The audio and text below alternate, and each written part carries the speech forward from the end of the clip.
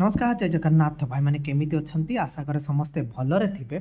जदि आपण आपाची पसंद करूछंती आपाची आरटीआर 164 बी रे एनिवर्सरी एडिशन आपण पाइबे 2025 मॉडल।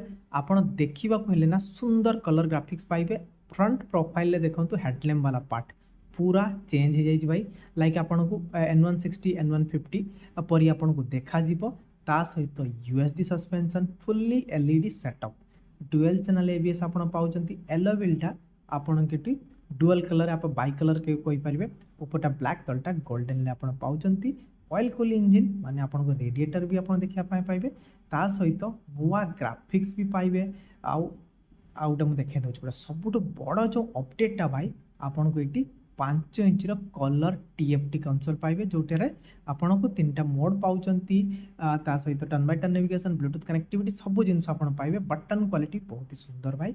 एटी यूएसबी पोर्ट भी पाइबे आपन इन केस ऑफ इमरजेंसी आपनकर मोबाइल रे भी चार्ज करि पारिबे। बाकी आ गोटे कथा कहि नउची ए गाटाती फुल रिव्यू आपन देखिया पय चाहुचंती हमर मेन चैनल जोटा हिंदी रे अछि लोकल अपलोड रे वीडियोटा लाइव हो जाइए अपलोड हो जाइए। आपड़ जा चेकआउट करेंगे और आपण मानकर मतामतर अपेक्षा रही।